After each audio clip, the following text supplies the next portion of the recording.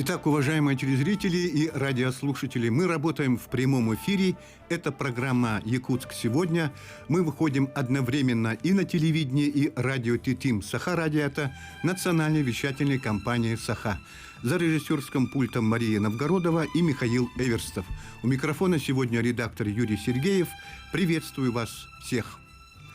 В нашей сегодняшней передаче, сегодня 7 ноября, 94 года тому назад, в этот особенный и волнительный для нас день, прозвучали впервые позывные якутского радио. «Внимание! Говорит Якутск!» Эти слова стали визитной карточкой в последующие годы радиокомитета. Вот с этого момента действительно начинается многолетняя история становления и развития нашего радио земли Аламхо. Сколько прошло времени, различных потрясений, смены эпох.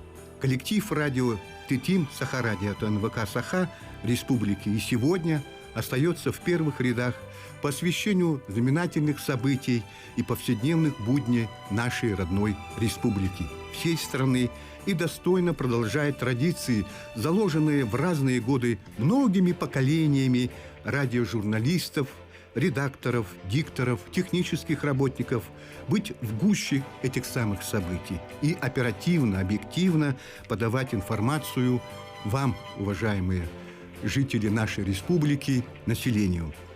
Сегодня, в этот замечательный праздничный день, я пригласил в нашу студию, я их сейчас представлю, это заместитель директора технической дирекции, заслуженный работник связи Республики Саха-Якутия, почетный радист Российской Федерации Андрей Викторович Крумин. Здравствуйте. Здравствуйте. И директор музея национальной вещательной компании «Саха», отличник телевидения и радиовещания Республики Саха-Якутия, заслуженный работник культуры Республики Саха-Якутия, обладатель почетного знака, легенда НВК «Саха» Николай Иннокентьевич Петров. Добрый вечер. Добрый вечер. Уважаемые слушатели, если у вас будут к нам вопросы, то, пожалуйста, можете нам звонить. Ваши пожелания можем сегодня услышать в ходе нашей сегодняшней передачи. Наши телефоны, я вам напомню, это 32 2066 и 32 11 66. Можете звонить. Что ж, мы начнем нашу передачу. Наверное, с вас начнем, да, Николай Иннокентьевич? Все-таки вам слово. Давайте издалека, с истории. Спасибо. Только что в рекламном блоке на радио сказали, а кто организовал у нас радио, спросили. Да. И не ответили. Ага. Я постараюсь чуть-чуть раскрыть это дело. Дело в том, что поэтому я немножко вперед загляну. Имеется в виду не 30-й год, а чуть пораньше. Хорошо. Сразу после принятия автономии нашей республики руководители нашей Якутии озаботились тем, как дойти до своих, как говорится, жителей всей нашей республики. Тогда же ведь сообщение с центром было только через речной транспорт, да и самолетов-то там не было, не говоря уже о других средствах информации. Поэтому радио тогда стало первоначальной задачей. Как бы Якутии установить это радио. И этим делом в 25-м году, до этого еще первым делом занимался Максим Кирович Амосов. И в 25-м году вместе с Алданзолото, на средства Алданзолото, они в Тамоте, тогда город Тамот был, Алдана-то не было еще, приз незаметный только был. В городе Тамоте они установили первую радиостанцию. Это была первая радиостанция, которая связывала Якутию с центром. Через Иркутск, и потом уже это пошло на Хабаровск. Поэтому эту станцию, кстати говоря, установили не абы кто, а вот первый полярник нашей страны. Иван Дмитриевич Папанин, первый герой Советского Союза. И башню эту устанавливал тоже не кто-нибудь. Петр Остряков – это человек, который, как говорится, строил Шуховскую башню. Шаболовская она называется. Эту башню. Да, вот эти люди у нас установили в Тамоте, по воспоминаниям Ивана Дмитриевича Папанина, 100-метровую, а некоторые говорят 60 метров, башню, чтобы связаться по эфиру с Иркутском. Вот такое было дело. И надо сказать, что, как говорится, кроме Амосова, этим делом занимался еще Христофор Прокопьевич Шараборин. Он тогда был председателем Совета народных комиссаров по нынешнему правительству возглавлял. Да. И этот человек тоже приложил свою руку. А его супруга Антонина Леонидовна Шараборина была первым журналистом, профессиональным журналистом. Она окончила Ленинградский университет. Первым профессиональным журналистом. И это мы считаем ее первым радиожурналистом нашей Якутии. Она вот как раз 94 года тому назад, 7 ноября, вот они как раз вот организовали первое вещание. Всего-то тогда было насчитано 15 громкоговорителей, приобрели только для этого дела. Это были Покров, Намцы, Актемцы, вот близлежащие к городу Якутску. Вот какое было наше радио. 15 громкоговорителей всего. Вот, оттуда мы начинали. Вот первые шашки были такие, да? Первые еще такие... называли их радиогазеты, ведь так, Андрей Викторович? Да. Ну, радиогазета это было объединение такое, да, их было порядка 300 на весь тогдашний Советский Союз, на всю Россию, тогда Российскую Федерацию, но они просуществовали до какого-то времени, потом началась централизация и стало маленько по-другому называться. Это же было в отдельных там республиках, в отдельных объединениях. А так, да, в самом деле, первый передатчик установили в 2020 году, это связной передатчик, потому что началось со связи все. В самом деле был переприем через Хабаровск, у нас вообще все через Хабаровск связывалось, Якутск связывался через Хабаровск, и это были связные передатчики. Вот в городе Якутске есть остановка радиоцентр.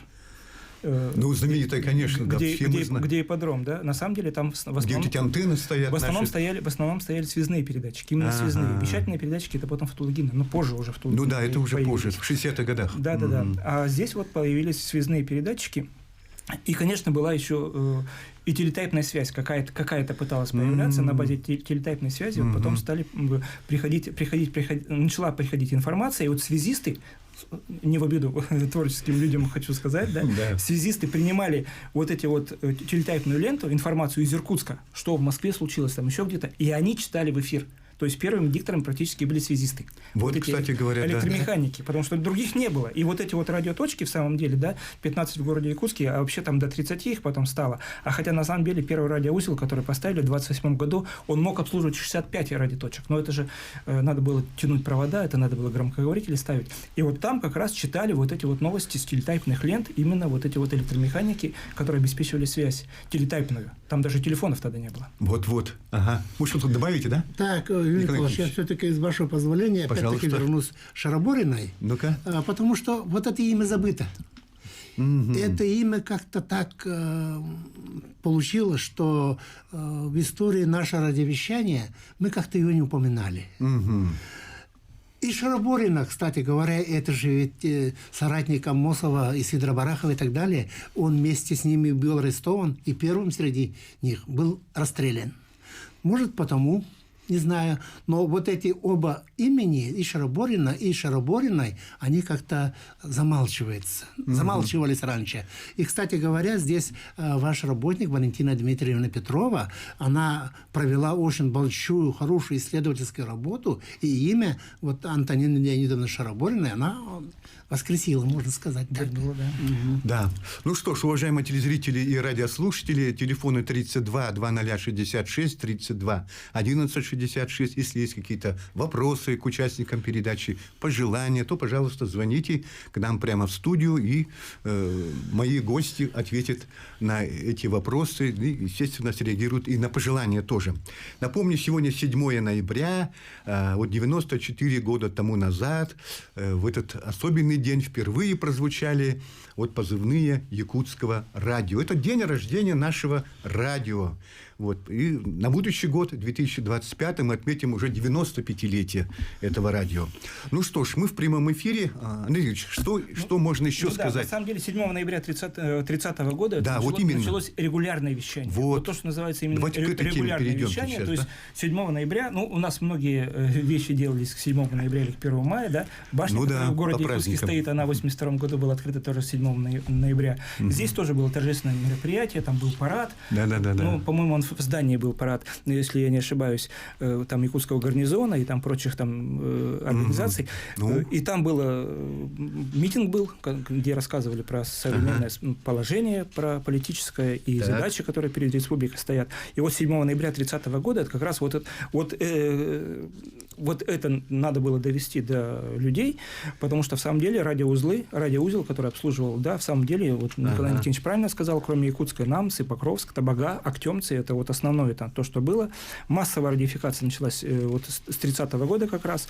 Эфирная началась с 30-го года, там образован радиоцентр, уже тогда образовали радиоцентр, но вот такое, когда стали собирать это под одну крышу, под Совнарком, Всесоюзный комитет по радиофикации и радиовещанию назывался в 1933 году, это когда уже появилась уже такая организованная структура, и в 1934 году, в сентябре месяце, комитет по радиовещанию открылся в городе Якутске. Вот он так и назывался, комитет по радиовещанию, и вот так и все называли, радиокомитет. Вот как-то да, вот всегда в народе звучало, уже понимали, что радиокомитет это тогда при Совнаркоме, потом уже при Совете министров СССР это было. Ну, да, вот это гостелерадио, не все знают, что это Совет народных комиссаров. Ну да, это при Совнаркоме, при Совете народных комиссаров СССР было вот организовано. Да. А вообще, конечно, если говорить про технологии, то там, то вот как только это все стало централизованно делаться, появились с 1934 года появились внестудийные записи, появилось какое-то оборудование. Я помню Николай Никонович Климовский, с которым мне довелось работать. Вот я очень рад, что мне довелось работать и слушать его воспоминания. Он рассказывал, как они на лошадку загружали магнитофон и везли его или на телеге, если летом, или на санях, если зимой, везли его, потому что там он только от аккумуляторов работал и от сети. Ну да, сеть была нестабильная очень, и вот они выезжали на запись. А первый магнитофон как назывался?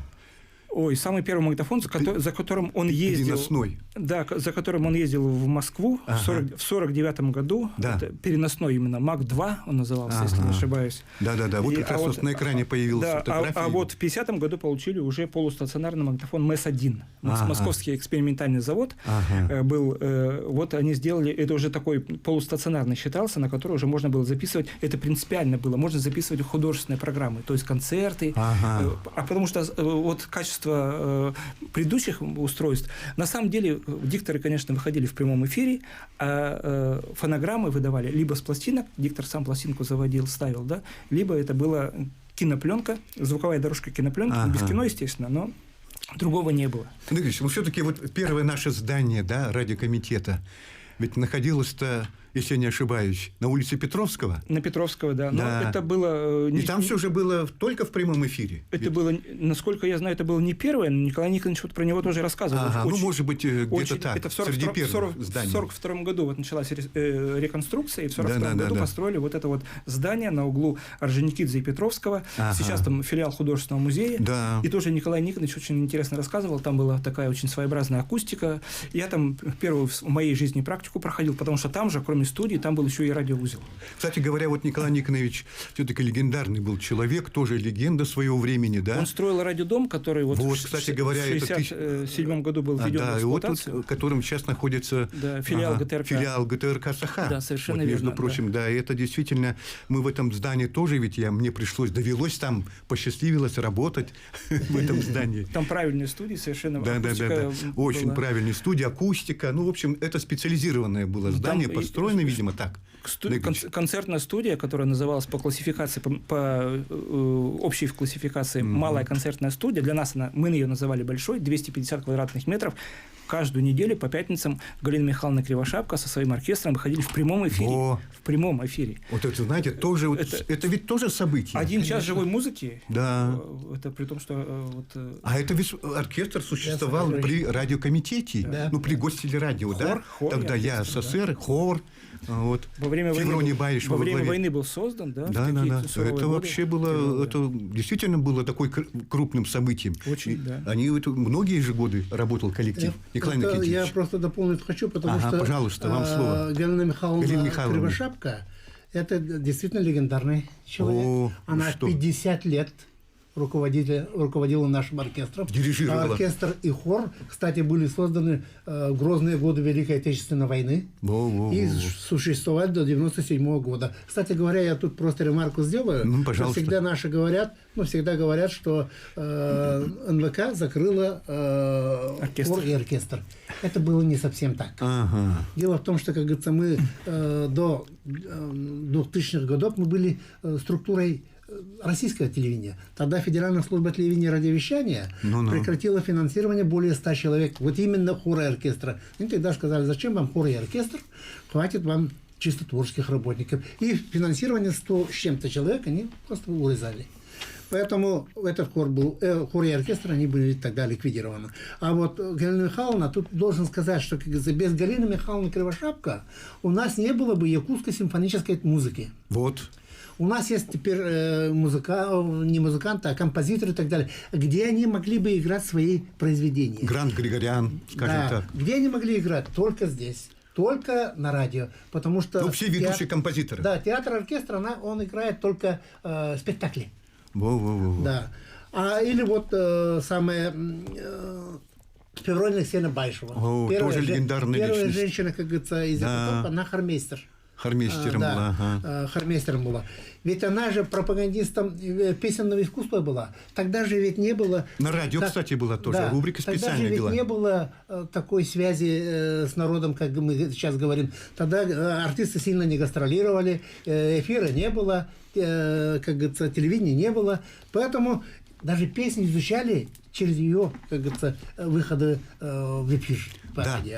И без нее тоже не было бы, может быть, нашего оперного искусства. Вот так Ведь вот. Без этих двух женщин не было бы нашего оперного искусства. Вот, одна видите? была дирижером, а вторая готовила певцов, солиста пятого дела. Кстати говоря, все солисты, вот Марина Попова, там Илья Перевалов, Дарья Барашка, те, которые исполняли оперные партии, они все были работниками хора. Вот. Поэтому мы должны воздать этим именам, легендарным личностям, конечно, долгую память. И, конечно, они внесли большой, огромный вклад в развитие нашей национальной культуры, да? Да. Вообще, надо признать. Вот, Андрей Игоревич, в январе 1966 года начала свою работу радиостанция номер 1, где были установлены ДВ волновые, длинноволновые и коротковолновые радиовещательные передатчики. И первым, по-моему, начальником радиостанции, если я не ошибаюсь, был Владимир Николаевич Дроздов. Он был, по-моему, не первым, но он был дольше всех. Когда строилось, там был руководитель другой, если не ошибаюсь. Ага. Но вот он дольше всех проработал, Дроздов Владимир Николаевич. Это был энтузиаст. Там вообще Тулугина строилась, получается, вокруг этой радиостанции. Там был свой профилакторий, там была своя котельная, там связисты жили. Вот первые связисты, которые были, это арбатские, муж с женой, потом у них дети. То есть, на самом деле, там поколение связистов. Супруга Владимира Николаевича тоже там работала. На самом деле, это вот уникальный был коллектив, и там очень хорошие были традиции. Там в общей сложности там стояло 7 передатчиков. На тот период средние волны, длинные волны, короткие волны. Они закрывали практически, почти всю территорию нашей республики, не отдельные населенные пункты, как сейчас, а всю территорию. И они перестраивались, там волновое расписание, там много было чего интересного. Когда последний раз я там был, зимой как раз там стояли лыжи охотничьи, подбитые сахатинным мехом, потому что антенное поле, надо было дежурным электромеханикам обходить, смотреть, все ли хорошо, а по снегу ходить надо было в таких лыжах в охотничьих. На самом деле территория очень большая. Мне один раз посчастливилось там побывать на этой радиостанции номер 1, тогда она еще работала. А сейчас как она? Сейчас она, к сожалению, она не работает. На самом деле, мощное именно вещание. Конечно, это очень. Средние, длинные и короткие волны. На самом деле, это достаточно затратно, особенно по электроэнергии. Хотя тот же самый Дроздов Владимир Николаевич, он сделал проект модернизации передатчика, перевел их там на другой блок питания, был вариант, чтобы потребляло меньше. Вообще, на самом деле, конечно, они транслировали не только наши местные программы выходили в обрезки московских программ, но потом Москва сняла их с эксплуатации, сказала, извините, нам это не надо. Я сам слышал, к сожалению, такую фразу. что вот территория Якутии большая, но выборщиков тут немного. Ну что ж, уважаемые телезрители, радиослушатели, на этом вот наш первый блок 20-минутный уже практически подошел к концу. Сейчас будет небольшая рекламная пауза на несколько минут. Мы потом вновь вернемся в нашу студию и продолжим нашу беседу с нашими гостями. Сегодня День якутского радио.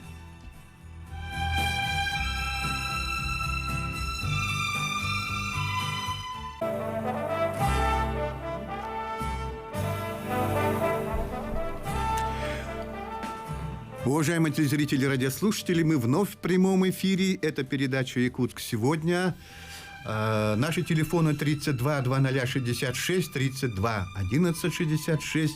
Пожалуйста, если есть какие-то вопросы, пожелания, то звоните нам прямо в студию. Напомню, сегодня 7 ноября 2024 года.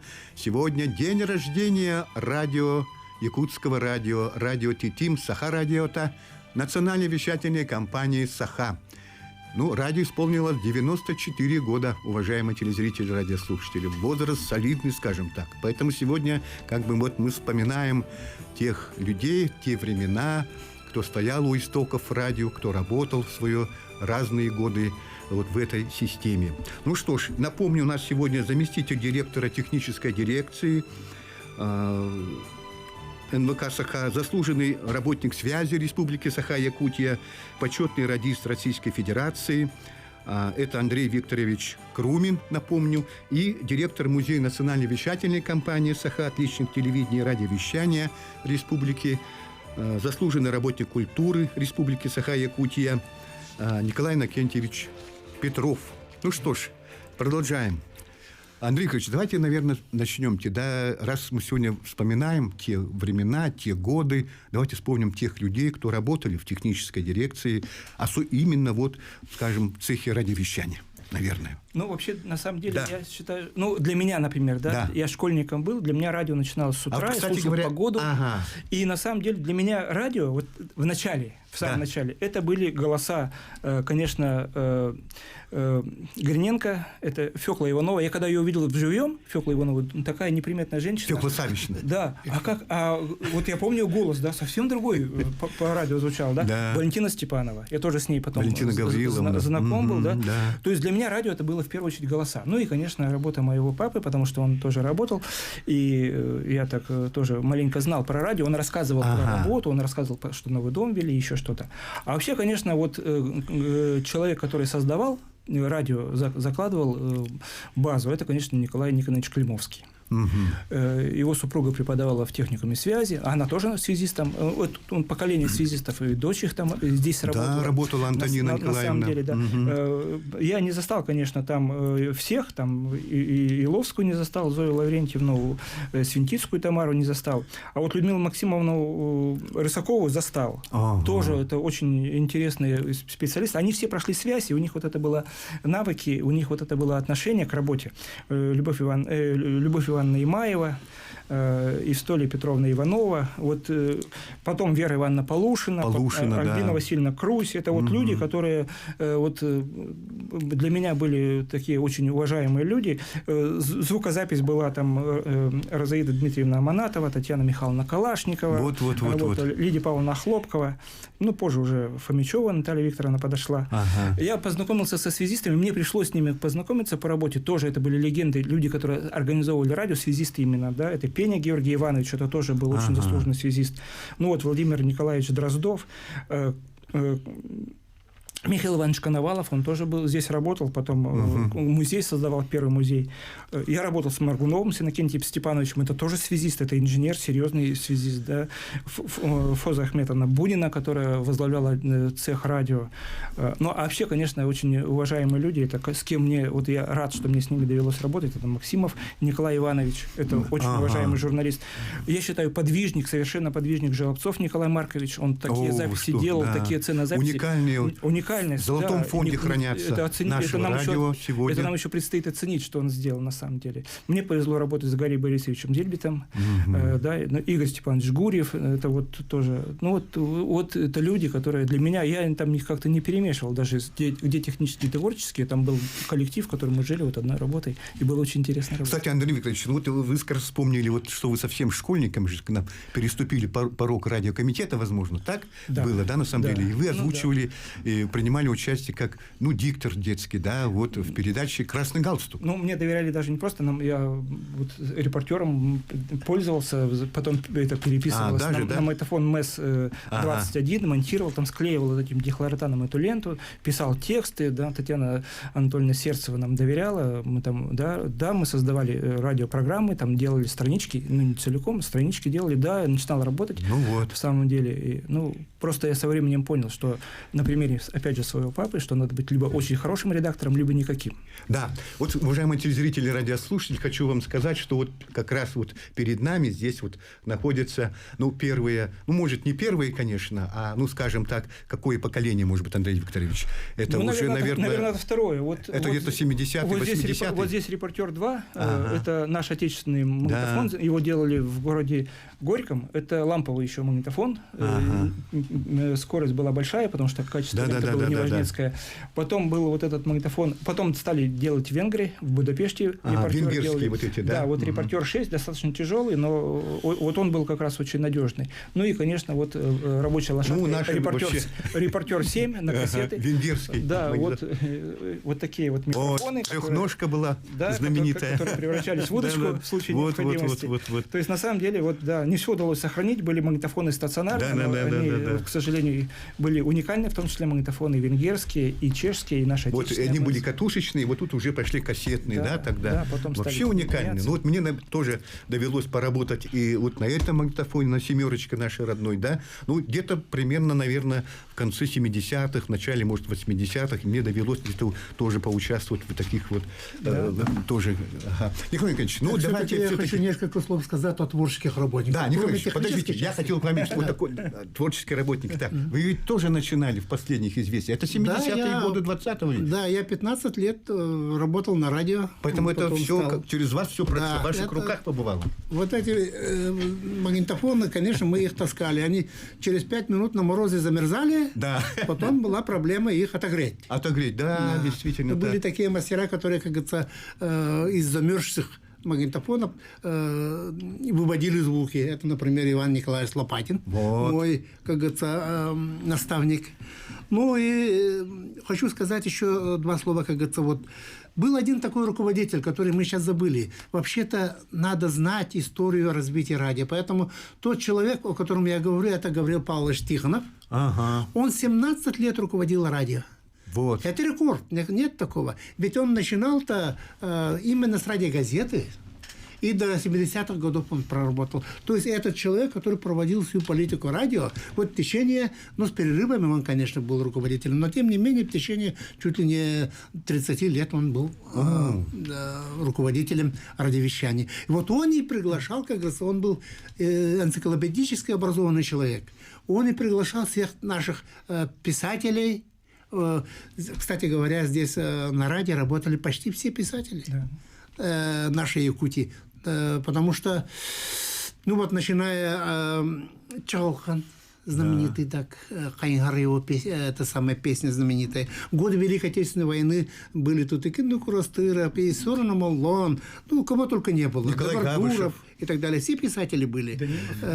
Абагинский, как говорится, Супрун Данилов, вот я уже сказал, Дмитрий Тас и так далее. То есть мы должны знать, что все-таки эта творческая элита республики была как бы зачинателем для наших, многих-многих наших программ. Это я хочу сказать еще вот что.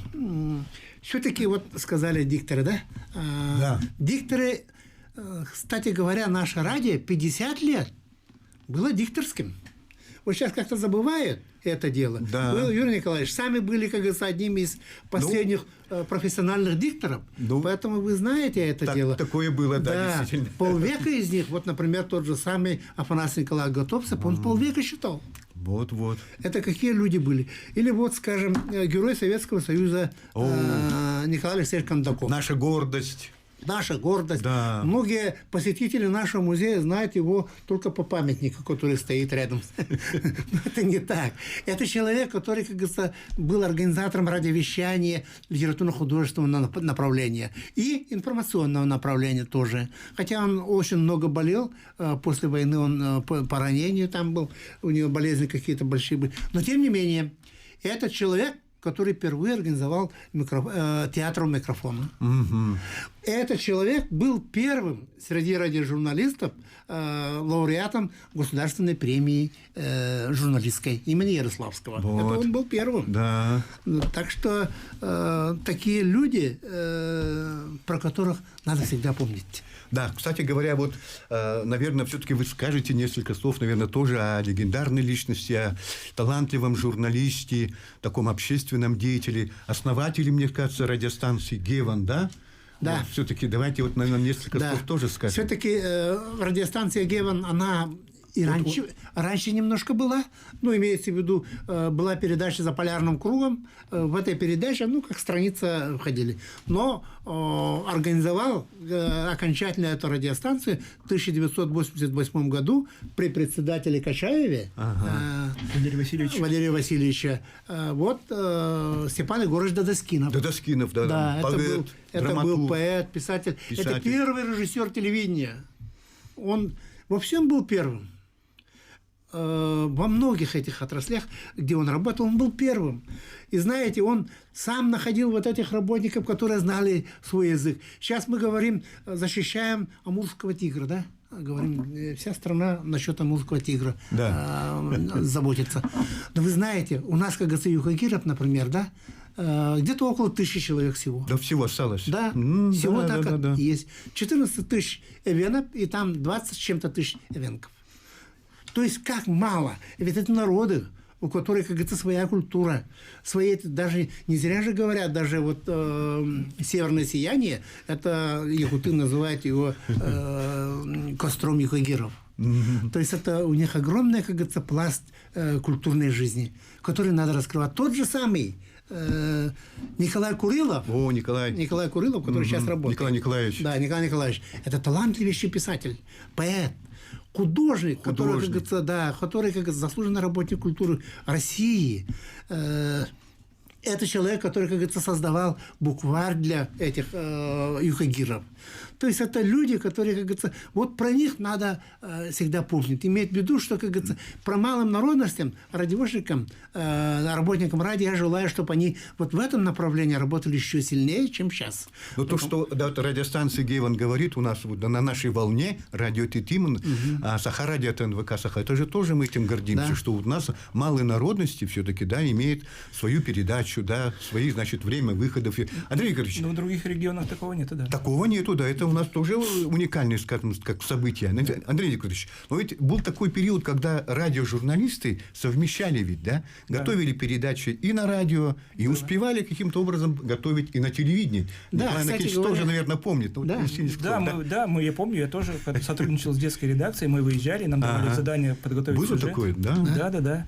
Радио готовили для телевидения, телевидение для радио. Я как раз в это время и поступил на работу в 1975 году, когда в 1974 году было объединение вот этих радиоделей. Вот как раз в 1975 году я поступил. Вы знаете, 70-е годы – это пик развития радио. Имеется в виду чисто таком, как коллективного организатора и пропагандиста по Ленину. Это был пик работы радио. Тогда руководителем была незабвенная Курчатова Секлятия Алексеевна. Вот, кстати, о ней сказать надо пару слов. Надо заметить, что в те времена радио как средство массовой информации было на первом месте. На телевидении это было как-то побочное такое.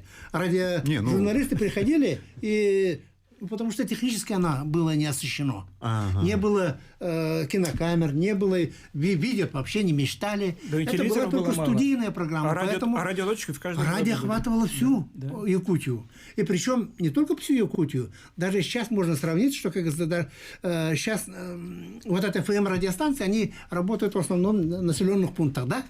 А тогда ведь радио охватывало и оленеводов, походников, везде можно слушать было это радио. Потому я и говорю, что это был все-таки пик развития радиовещания. Вот сейчас вот на экране промелькнула фотография как раз Виталия Дмитриевича Корнилова, да? Несколько слов, пожалуйста. Ну, он был главным инженером вначале, первым директором радиотелецентра был Дроздов Ефим Федорович, а главным инженером после Климовского был Виталий Дмитриевич Корнилов, потом он стал директором, он возглавил радиотелецентр. На самом деле, да, он тоже очень много сделал, он создавал коллектив, он ездил в Москву, он защищал, он очень отстаивал. Я после него в федеральную службу, когда ездил, его там помнили все, насколько он принципиально ставил вопрос, что для национальной республики вы обязаны дать. Тогда же было регламентировано столько-то магнитофонов, столько-то машин, столько-то того. А он говорил, нет, у нас совсем другие ситуации, у нас совсем другой расход бензина и совсем другой износ автомобилей. В том числе, да, и поэтому он очень отстаивал, и коллектив собирал, конечно. Да, конечно. Тут я хочу добавить насчет Виталия Дмитриевича, потому что он очень короткое время был нашим руководителем нашей компании. Да, я помню этот момент тоже. Это не просто руководителем был. Он тогда поставил техническую службу, пусть на меня Андрей Викторович не обижается, он техническую службу поставил именно на службу творчеству. Вот это было такое движение в сторону, как говорится, развития творчества именно. Почему? Потому что тогда до этого все было регламентировано очень строго, техническая часть. Ну, да. И вот эту регламентацию он как-то снял. Поэтому все творческие работники были ему очень и очень благодарны. По той схеме, которую он тогда разработал, мы работаем до сих пор. Даже, да? Вот видите как. Ну что ж, конечно, вот тогда надо сказать, наверное, что вот я, например, в 86-м году пришел на радио, да, в качестве диктора по конкурсу тут прошел. Конечно, вот вы тут уже называли имена и дикторов, да, и Гарри Борисовича Зельбета, к сожалению, его сейчас нет уже в этой жизни, да, вот он один из... я его застал совсем немного, где-то 1,5 года, может быть, около этого где-то. Он режиссер, он всегда говорил, что я речевик, и, значит... Как-то мы молодые тогда редакторы, немножко как-то настороженно подходили в студию, где сидел Гарри Борисович. Да. Он очень придирчиво относился вот к нашим сценарным планам, каждому слову, каждой запятой. Ударением, да. Это вообще Интонационное. было... Интонационно, да. И вот, а ведь тогда-то, как вы говорили, Андрей Ильич, сам дикторы все читали же, да, тогда? Да, вот, а потом уже мы, редакторы, уже перешли на это. Да. Поэтому дикторский состав-то очень тоже в этом сильный был. Кстати, он был, можно сейчас уже сказать, что он был зачинателем именно авторского телевидения и радиовещания. Потому что он учил всех ведущих, как говорит, что говорит. В общем, всем этим своим трудностям и премудростям очень крепко учил. Тогда вот помню, где-то 80-е годы уже было, наверное, это «Современный разговор»-то появился, передача, где-то вот Альбина Данилова вела, Сергей Суранов, это первые вот такие были общественно-политического значения, скажем, передачи. Они выходили с большой студии, я помню, того нашего старого радиодома. Ну что, остается буквально около минуты до конца эфира. Вкратце, очень коротко, пожелание, пожалуйста. Николай Иннокентьевич, очень коротко, буквально несколько слов. Я хочу, чтобы радио и дальше развивалось, потому что идет время, как говорится, интернет и так далее, но радио никогда не умрет. Анна Ильич, буквально несколько слов. Я хочу всех поздравить, всех ветеранов и всех, кто сейчас работает, с праздником и дождаться столетия. Ну что ж, уважаемые телезрители, радиослушатели, сегодня 7 ноября, день рождения якутского радио, 94 года нашему радио. На этом наша программа. Всех поздравляем с этим днем, всех радиослушателей. До свидания, всего доброго. Слушайте радио Титим Сахарадиата.